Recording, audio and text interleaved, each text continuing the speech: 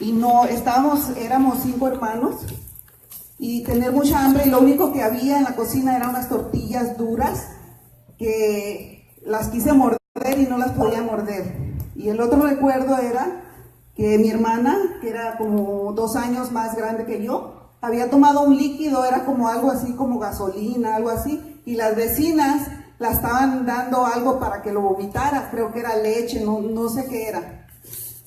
Entonces, esos 2 recuerdos, nosotros éramos 5 hermanos, el más chico tenía 9 meses, el que seguía tenía como unos 2, 3 años, yo tenía entre 5 y 6 años, mi hermana entre 7 y 8 y el mayor entre 9 años. Mi mamá era una madre soltera y teníamos 3 diferentes papás. Mi hermano el mayor tenía un papá, los otros 2 que seguían tenían otro papá y yo y mi hermana teníamos otro papá. Entonces, ninguno de nosotros conocíamos a nuestro papá. Y pues mi mamá tenía que trabajar, entonces al ella irse a trabajar nos dejaba solos. Y las vecinas, era un vecindario, en ese tiempo estábamos en Tijuana y estaban pegaditos los cuartitos. Y entonces nos dejaba solas, pero las vecinas venían a echarnos un ojo a ver si estábamos bien. Pues en una ocasión mi abuelita, que ella es originaria de Tepic, Nayarit, es donde mi mamá nació también, viene a visitar a mi mamá a Tijuana y nos encuentra solos y se da cuenta en la situación que estábamos, que mi mamá se iba a trabajar porque pues nos tenía que dar de comer, y mi abuelita se ofrece a cuidarnos, a llevarnos con nosotros al Rosario, Sinaloa. Y mi mamá acepta, le dice: hija, yo me los llevo, yo te los cuido, tú sigue trabajando, y nos vamos al Rosario, Sinaloa, donde yo había nacido, ¿verdad? Pero por, no sé, mi mamá nos llevó a Tijuana porque ella necesitaba pues trabajar y otra oportunidad mejor de trabajo. Al llegar al Rosario, yo me recuerdo que el cuartito donde vivía mi abuelita no tenía camas, y no sé si todos saben lo que es un petate. Había petates con una cobija para dormir en el suelo. Después mi abuelita rentó una casa y ahí ya compró unos catres, que son unas camas que se doblan como de lona, y ahí dormíamos. Mi abuelita no era una abuelita amorosa, era una abuelita muy estricta. El modo que ella educaba era a golpes y con castigos. Ella era la única manera que sabía, porque ella era huérfana. Ella, según lo que yo supe ya grande, que sus papás murieron en la Revolución Mexicana, los mataron enfrente de ella, y a los 4 años quedó huérfana. Entonces, como en uno de los discursos que escuchamos, alguien dijo: no te pueden dar, tus padres no te pueden dar lo que ellos no tienen. Entonces mi abuelita nunca nos dio amor, ni mi mamá. Entonces, yo crecí siendo una niña muy obediente, porque si me portaba mal, me iba mal. Mi abuelita nos enseñó a que tú vas a ir a la escuela y este es el camino a la escuela. Y si tú te vas por otro lado, te castiga. Una vez una niña nos dijo a mí y a mi hermana, porque las dos estábamos en el mismo grado, cuando estábamos en Tijuana nadie la inscribió en la escuela, entonces nos inscribió mi abuelita las dos en el primer año, y íbamos siempre en el mismo año. Y un día, una amiguita de la escuela, cuando salimos de la escuela, dice: ¿ya vieron el parque? Y nosotros no sabíamos que había un parque. Pues vénganse por aquí, yo se los voy a enseñar. Y nos llevó por el lado donde estaba el parque, y yo me sorprendí que había columpios, resbaladeros, un montón de juegos. Y cuando llegamos a la casa, mi abuelita tenía el tiempo medido. ¿Y dónde estaban? Es que nos fuimos por el lado del parque. Y enojada, se enojó y nos castigó. Entonces yo aprendí desde muy chiquita a obedecer. Y como mi abuelita nunca hablaba con nosotros, era nada más dar órdenes, nunca tenía voz, no hablaba, nunca me acuerdo haber platicado con mi abuelita. Siempre estaba enojada, siempre estaba seria. Entonces, pues no fue una infancia muy feliz. Me hubiera gustado haber tenido otro tipo de abuelita, ¿verdad? Pero eso era lo único que ella nos podía dar. Y lo que yo veo ahora es que sí nos enseñó una disciplina, nos metió a la escuela y se aseguraba de que nos sentáramos a hacer la tarea y de que estudiáramos. Aparte de eso, mi abuelita estaba encargada del mercado del Rosario. El Rosario tiene como unos 10,000 habitantes. No sé si todos ustedes saben que Lola Beltrán nació ahí, en el Rosario, Sinaloa. Pues es un pueblito, ciudad, no sé, tiene unos 10,000, 15,000 habitantes. Entonces mi abuelita estaba encargada del mercado. Y yo siempre digo, yo empecé a trabajar a los 6 años. Mi abuelita dividió el mercado en 3 partes. Cuando yo tenía 6 años, a mí me tocaba barrer la parte del mercado donde se vendía ropa. Como yo era la más chica, era la parte más fácil de barrer. Mi hermana, la que sigue de mí, barría la sección de las verduras. Y mi hermano, el mayor, la sección de los abarrotes. Entonces, yo trabajé barriendo el mercado. Y yo no sabía que era un trabajo, para mí era ayudaba a mi abuelita, pero una vez vi cuando le pagaban. Aparte de eso, cuidaba los baños del mercado, que en México uno se sienta ahí en una sillita y cuando la gente entra a usar el baño, uno le cobra una moneda y uno le da un pedacito de papel a la gente. Yo me acuerdo estar ayudándole también eso a mi abuelita. Aparte tenía un puesto en el mercado, un puesto de revistas. En ese tiempo eran las revistas de Memín Pingüín, de Lágrimas y Risas, TV Novelas, Calimán, que le ayudaba también a cuidar el puesto, pero yo me leía todas las revistas. Entonces, así crecimos mi hermana y yo. No comíamos carne, solo sopas todos los días, sopa de codito, sopa de estrellitas, sopa de alfabeto, frijoles de la olla, pero los domingos sí comíamos carne. Un pollo para 8 personas, mis 5 hermanos, mi abuelita y mis 2 tías. Mis 2 tías, una era buena y una era mala. Entonces a mí me tocaba el pescuezo o la pata. Entonces así crecimos, nada más con la ropa que necesitábamos, un par de zapatos que nos compraban cuando ya el pie crecía y no te quedaba, nos compraban otro par de zapatos. Entonces yo aprendí a vivir con lo que teníamos. Yo me acuerdo que en la escuela, yo creo que éramos de las más estudiosas, porque mi mejor amiga era la más aplicada de la clase. Entonces, ella, su mamá también vivía acá en Los Ángeles, y ella vivía con sus abuelitos, era hija única, y ella tenía todo en su casa. Ella sí era como de dinero, pero era mi mejor amiga, siempre andábamos juntas. Entonces, me juntaba con las más aplicadas de la clase y siempre cuando salíamos de la escuela, ellas traían dinero para comprarse una soda, unas papitas, un raspado, y yo nunca tenía dinero, pero nunca deseaba, o sea, yo sabía que yo no tenía dinero, yo no me lo podía comprar y yo no lo podía tener y estaba a gusto, nunca deseaba, me das un pedacito o algo, ¿verdad? Entonces así crecimos.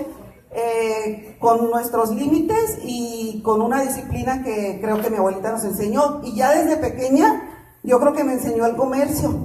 A los 14 años mi mamá decide traernos a Los Ángeles con ella, ya estaba viviendo ella en Los Ángeles de vacaciones, pero no nos dieron permiso y de todos modos nos trajo. En ese tiempo ella ya estaba viviendo en Los Ángeles con otro señor y ya tenía otra hija. Entonces, el papá de ese señor con el que ella estaba viviendo, vivía en Tijuana y tenía hijos de la edad de todos nosotros, de los 5 de nosotros. Entonces, la señora nos pasó como si fuéramos hijos de ella, nos cruzó. Llegamos a Los Ángeles y mi vida fue completamente diferente, porque mi abuelita era una persona bien estricta, que se encargaba de que estudiáramos y de que la obedeciéramos. Y mi mamá fue completamente todo lo contrario. Mi mamá no le importó si estudiábamos, mi mamá no nos quería en la casa. Me acuerdo que me decía que saliera, ella tenía una amiga que era su amiga desde Tijuana, que era su vecina también, y tenía una hija de la edad mía, y me decía que me saliera, que fuera con Pati, que no estén encerrados aquí en la casa, salgan afuera a jugar. Y nosotros no estábamos acostumbrados a salir de la casa. Nosotros estábamos acostumbrados a ir a la escuela, a regresar a la casa, a ir a cuidar el puesto, a ir a cuidar el baño, a barrer, A los 14 años, cuando yo estaba en la secundaria en México, en segundo año, ya me daba vergüenza que mis amigos de la escuela me vieran barriendo el mercado. Entonces ya aquí, pues estábamos adentro de la casa y no salíamos, y mi mamá sal. Esa amiguita con la que ella quería que me juntaran, que era hija de su amiga, ya la habían corrido de 6 escuelas por peleonera. Ya tenía sexo con su novio, ya tomaba, ya fumaba, y con ella quería que yo me juntara. Y sí salí con ella, sí salía con ella. Y estuve en peligro muchas veces, me ofrecieron droga, estuve en situaciones muy peligrosas. Pues casi cuando llegué aquí a los 14, casi cumplí los 15 en los 3 meses. Y a los 16 años, estaba yo en el grado 10 cuando entré a la high school. Y una amiga me dice, Marta, dice, aquí hay un departamento que se llama Work Experience y te ayudan a conseguir un trabajo. Y le digo, sí, le digo, vamos, yo quiero trabajar. Y vamos las dos y aplicamos y nos dieron, mi primer trabajo en el verano fue en una guardería, cuidando niños antes de que entren al kinder. Y me acuerdo un niñito que una señora colombiana dejaba a un niñito ahí, que el niño lloraba, la mamá se iba y el niño llore. Y yo me acuerdo que yo lo quería abrazar y acariciar y no me dejaban, los maestros me decían que no, que hasta que el niño no se callara nadie lo iba a tocar. Y cuando vino la mamá, yo de chismosa voy y le digo luego, al niño lo dejan llorando aquí todo el día y no me dejan que me acerque a él a abrazarlo. Y la señora nunca más volvió a dejar a ese niño ahí. Pues ese fue mi primer trabajo. De ahí, mi hermana, la mayor, consiguió un trabajo en una tienda de ropa. Y esos dueños tenían otra en el centro de Los Ángeles. Ella trabajaba en Hollywood, en el Hollywood Boulevard, ahí trabajaba ella. Entonces yo conseguí trabajo en el centro de Los Ángeles. Y cuando salía de la escuela, me iba en el bus al trabajo. Salía como a las 8 de la noche y de ahí me iba a mi casa. Yo recuerdo que desde esa edad empecé a trabajar aquí. Y hasta ahorita no he parado de trabajar. Y a esa edad yo me acuerdo que ya me compraba yo todo. Siempre andaba en el bus. Mi mamá nunca aprendió a trabajar. Nunca aprendió a manejar. Siempre andaba en el bus. Hasta ahorita tiene 84 años y siempre se mueve en el bus. Entonces a los 16 años yo empecé a ganar mi dinero, a comprarme mis cosas para la escuela, mi ropa y todo, porque cuando llegamos, yo me acuerdo que amigas le llevaban bolsas de ropa usada y entonces mis hermanos y todos andábamos buscando a ver qué nos quedaba. Todos le ayudaban a mi mamá porque sabían que tenía 6 hijos. Y entonces yo empecé a trabajar desde los 16 años.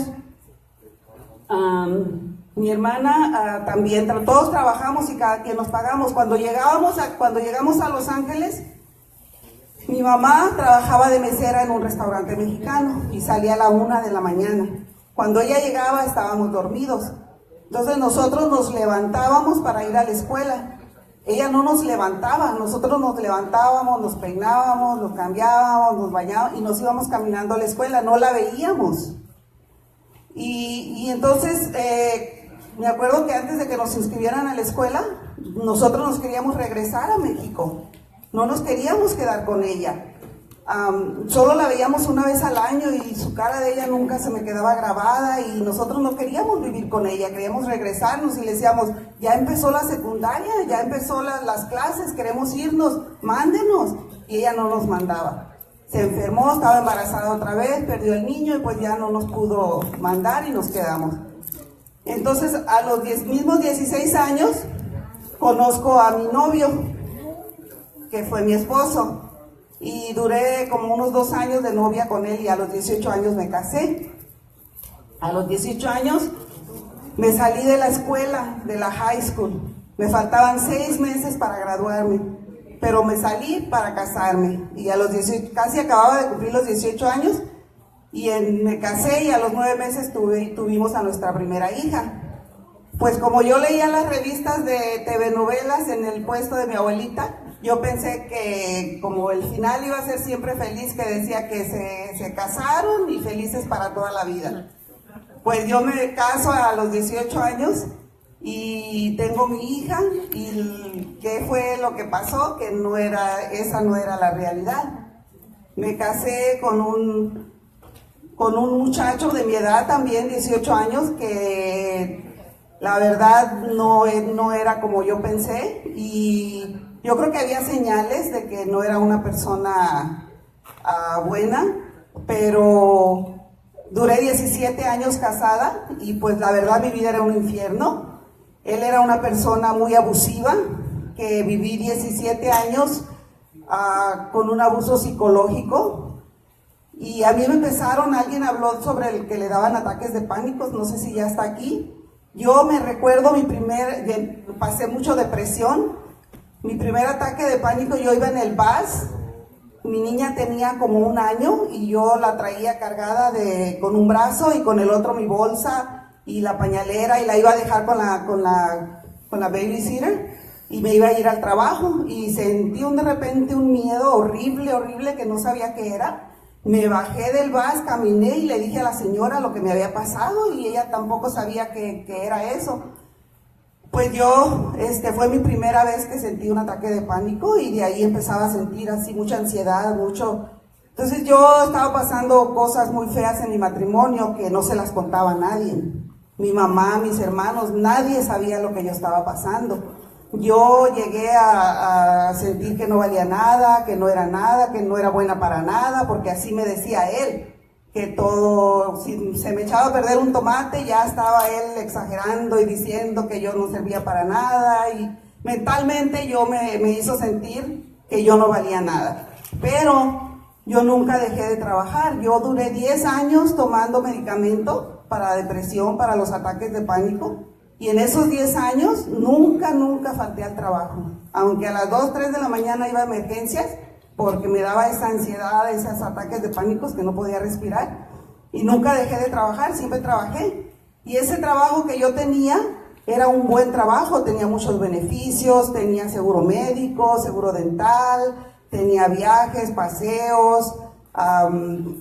Esa compañía nos ayudó para un préstamo para comprar nuestra primera casa. Compramos a los 24 años nuestra primera casa nueva en Los Ángeles, pero en un barrio muy feo.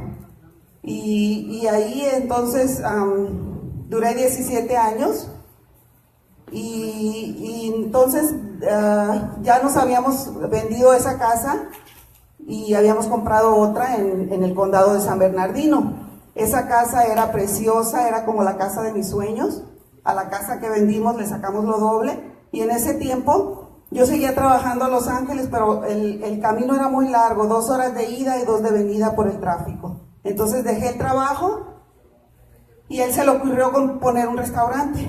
Entonces compramos un restaurancito chiquito y empezamos a trabajar. Lo contratamos un cocinero, pero luego él salió mal con el cocinero, entonces yo me puse a cocinar. Y ahí aprendí, yo hacía el chile verde, hacía la birria, el menudo, las gorditas, los chiles rellenos, yo torteaba las gorditas, y era un restaurancito pequeñito y yo hacía muchas de las cosas ahí aprendí a lo de la cocina. Pues cuando me divorcio ya teníamos 6 años con ese restaurante, y él se vino a Las Vegas, yo me quedé con el restaurante, perdí la casa. Teníamos una segunda en la casa, un segundo préstamo sobre la casa, y yo recuerdo que los de colección me llamaban todos los días y me amenazaban. Debíamos $8,000, y yo recuerdo que todos los días me llamaban bien agresivamente, me amenazaban y todo. Entonces yo, cuando vendo el restaurante, lo vendí en $10,000. Y la señora que me lo compró, ya hicimos el trato y todo. Lo que yo hice, pagar los $8,000 de la segunda, que no lo tenía que haber pagado, ¿verdad? Pero era un préstamo que habíamos pedido. Y me quedé con $2,000 para rentar un apartamento.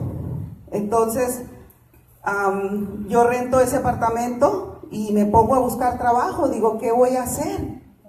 ¿Qué voy a hacer? Entonces dije, voy a agarrar mi GED, que es el equivalente al diploma de high school. Entonces voy al distrito escolar de Redlands, que en ese tiempo, cuando perdí la casa, me moví a una ciudad cerca de Rialto, donde vivía, que se llama Redlands. Cuando voy, le digo, bueno, yo no me gradué de high school, quiero sacar mi GED. Me dicen, ok, mira, ahí hay unas computadoras, te voy a poner el programa, necesitas pasar unas pruebas. Y ya me sentaron y me dijeron, todas estas pruebas las tienes que pasar para saber en qué nivel de estudio o de clase te vamos a poner. Pues yo voy y me siento y hago las pruebas y todo, le digo, ok, ya acabé. Dice, ok, deja revisarlas y te voy a decir en qué clase vas a venir y qué día y todo. Cuando revisan las pruebas me dicen, oh, ya no tienes que venir, ya pasaste todas las clases. Y le digo, ¿y también la de matemáticas? Dice, sí, ya la pasaste. Y yo digo, wow, 17 años de no venir a la escuela y ya pasé todas las clases.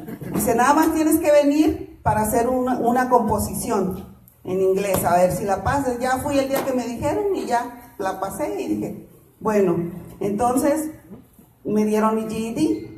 Después decido, agarré un curso para trabajar en un banco de bank teller y también trabajé en una casa de cambio donde envían dinero a México y cambian cheques. Después, me inscribí en el colegio, quería agarrar un diploma, algo del colegio, me inscribí en el San Bernardino Community College y también hice las pruebas y ya me dieron mis clases y me recuerdo que había una clase de reading, que era el nivel 1, era Reading 101 y cuando agarré la clase a los 2 días me dice la profesora, dice, Marta, tú sabes que tú no necesitas esta clase, ¿verdad? Y le digo, no. Dice, tu nivel de lectura es más arriba de high school. Esta clase es para personas que tienen un nivel de lectura menos de high school. Pero si quieres te puedes quedar, dice. Y le digo, bueno, pues ya estoy aquí, me quedé. Y como sacaba puras A's, me dice, ¿no quieres trabajar para mí? Y le digo, sí. Y me dice, vas a trabajar conmigo en el Reading Lab, y empecé a trabajar un part-time ahí con ella, y me gustó, y estuve trabajando en el banco, estuve trabajando en el colegio, estuve trabajando, y para entonces mi ex esposo ya se había acomodado aquí en Las Vegas, y se asoció con unos amigos de Los Ángeles que tenían unas taquerías. Entonces él les propuso poner un negocio aquí. Al principio no querían, pero al último le dijeron que sí, pusieron una taquería, pero al tiempo salió mal con ellos, se salió de ahí y luego se asoció con otro y también salió mal de ahí y luego ya después decidió poner su propio restaurante. Y yo venía a veces para que los niños lo vieran, y una vez cuando agarró un local, dice, aquí voy a poner mi restaurante. Dice, pero no sé cómo ponerle. Y le digo, pues tenemos 3 hijos, 2 hijas y un hijo. Las 2 hijas tienen los nombres Michelle, Diane y Pepe. Pues ponle Pepe's Tacos. Porque el otro que había abierto al principio, que era de de sus otros amigos, se llamaba Rigos Tacos. Entonces le puso así, Pepe's Tacos, porque mi hijo cuando nació le pusimos el mismo nombre que él, José Ceja. Y siempre le decíamos Pepito, Pepito, Pepito, Pepito. Y ya cuando creció a los 12, Pepe. Y entonces le pusimos Pepe's Tacos. Entonces en un momento que yo estaba estudiando y con un trabajo part-time, él me llama y él me dice que que ya no me puede mandar manutención, que está en la quiebra, que el restaurante no está dando lo que él pensaba que iba a dar, que por qué no me venía y le ayudaba. Entonces nuestra hija la mayor tenía 21 años y estaba yendo al colegio también, en el mismo colegio donde yo estaba yendo. Yo me recuerdo que a veces estaba en la librería estudiando algo para una clase y oía a alguien toser y yo ya conocía esa tos. Cuando oía esa tos decía, esa es Diane, y volteaba y ahí estaba ella estudiando. Entonces yo le dije a mi hija, le digo, fíjate que tu papá ya no porque era una gran ayuda lo que él me mandaba, ¿verdad? Entonces yo le dije, ya no me puede mandar dinero, está en la quiebra y me propone que por qué no nos venimos a Las Vegas, le ayudo, nos ayudamos. Y nos ayudamos los dos. Pues volví a cometer el mismo error otra vez. Me vengo a Las Vegas, mi hija me dijo que sí. Dice, vamos a darle otra oportunidad a mi papá. Dice, y si les va bien, yo quiero estudiar en la universidad. Entonces nos venimos mis 3 hijos y yo, y Y entonces cuando llego a Pepe's Tacos, pues me pongo de cajera. Entonces noto que la gente me regresa toda la comida. A todo le ponían chile, a todo le ponían cebolla. Y que esto está salado, que esto está agrio, que esto es total, que era un regreto. Entonces dije yo, bueno, aquí algo está mal, y me meto a la cocina. Cuando estoy en la cocina, veo, como yo sabía cocinar, veo que todo estaba mal. No había medidas, no había control de nada, no había recetas de nada, todos hacían lo que querían. Y cuando me meto a la cocina, pues veo que todo estaba mal. Entonces empiezo a enseñar al cocinero con recetas, con medidas, todo lo que se tenía que cambiar.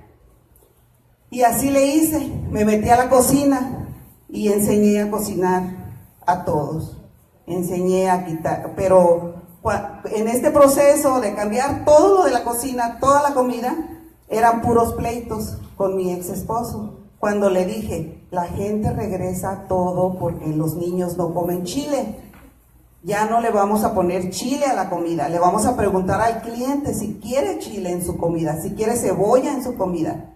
Y a él casi le daba un ataque.